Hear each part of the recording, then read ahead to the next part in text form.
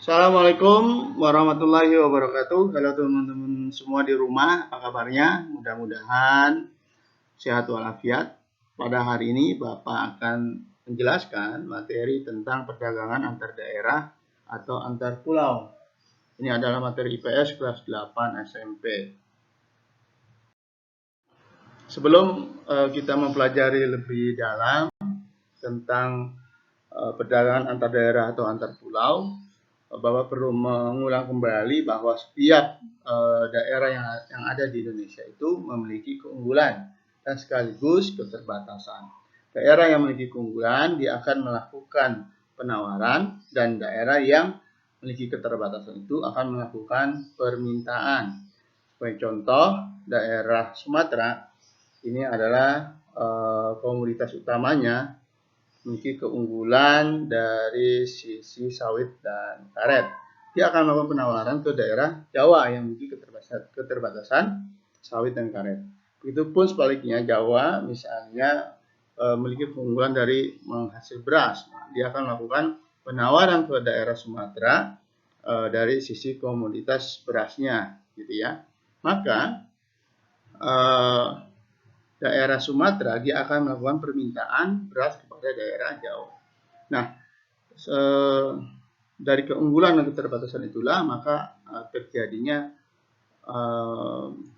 perdagangan antar daerah atau antar pulau. Lalu kita lihat apa itu pengertian perdagangan dan perdagangan antar daerah atau antar pulau. Perdagangan itu atau perniagaan adalah tukar menukar barang atau jasa berdasarkan kesepakatan bersama tanpa adanya unsur paksaan. Ya, perdagangan antar daerah atau antar pulau adalah perdagangan yang dilakukan oleh penduduk atau lembaga suatu daerah atau pulau dengan penduduk atau lembaga suatu daerah atau pulau dalam batas wilayah negara atas dasar kesepakatan bersama. Misalnya daerah di Jawa, Karawang melakukan perdagangan dengan daerah DKI Jakarta. Maka itu disebut perdagangan antar daerah karena masih dalam satu pulau. Nah, yang disebut perdagangan antar pulau itu misalnya daerah Karawang ya itu melakukan perdagangan dengan daerah yang ada di Sumatera. Maka itu disebut dengan perdagangan antar pulau. Lalu ada tujuan perdagangan antar daerah atau antar pulau. Yang pertama adalah mendapatkan keuntungan. Nah, keuntungan ini diperoleh dari selisih antara harga beli dengan harga jual. Nah, jika barang diproduksi sendiri, maka keuntungan diperoleh dari selisih antara harga jual dan biaya produksi. Lalu yang kedua adalah memperluas jangkauan pasar. Jangkauan pasar yang dimaksud adalah jumlah konsumen yang mengkonsumsi barang tersebut semakin banyak dan tersebar di berbagai daerah. Lalu ada faktor pendorong. Yang pertama adalah faktor perbedaan hasil produksi. Ya. Nah, faktor pendorong perdagangan antar daerah yaitu antara lain perbedaan faktor produksi yang dimiliki, terutama faktor produksi alam. Ya. Misalnya daerah Bogor itu tanahnya subur dan berada di dataran tinggi, ya. Nah, itu lebih memungkinkan memproduksi sayur mayur lebih banyak dan menjualnya sampai ke luar daerah, ya. Itu misalnya di luar daerah, misalnya ke daerah DKI Jakarta, ke Sumatera, ya, dan sebagainya, ya.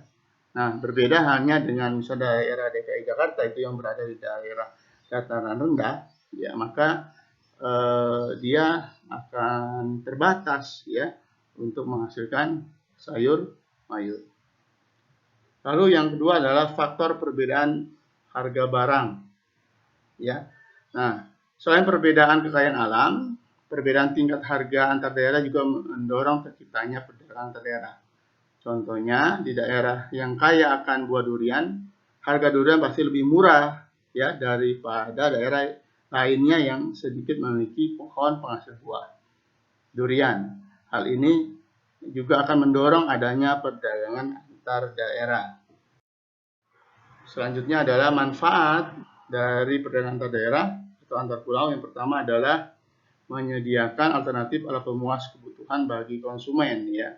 Jadi perbedaan kandungan alam, ya, serta perbedaan produk antar daerah akan menyebabkan barang hasil produknya pun berbeda. Dengan adanya perdagangan antar daerah atau antar pulau, konsumen dapat menikmati produk yang tidak diproduksi di tempat tinggalnya. Lalu yang kedua adalah memperluas kesempatan kerja bagi masyarakat. Jadi peningkatan jumlah barang yang diproduksi dalam jumlah besar akan menyebabkan produsen butuh tenaga kerja tambahan, sehingga akan ada lowongan kerja tambahan. Selain itu, perdagangan lintas daerah juga akan memunculkan unit-unit usaha baru, seperti jasa kirim, perluasan transportasi, dan sebagainya. Yang ketiga yaitu meningkatkan produktivitas. Ya, pemasaran produk yang makin meluas akan menyebabkan permintaan atau pemesanan terhadap produk ya menjadi meningkat. Nah, hal ini akan mendorong produsen meningkatkan produksinya sehingga meningkatkan produktivitas. Oke, itu saja materi pada hari ini. Terima kasih. Wassalamualaikum warahmatullahi wabarakatuh.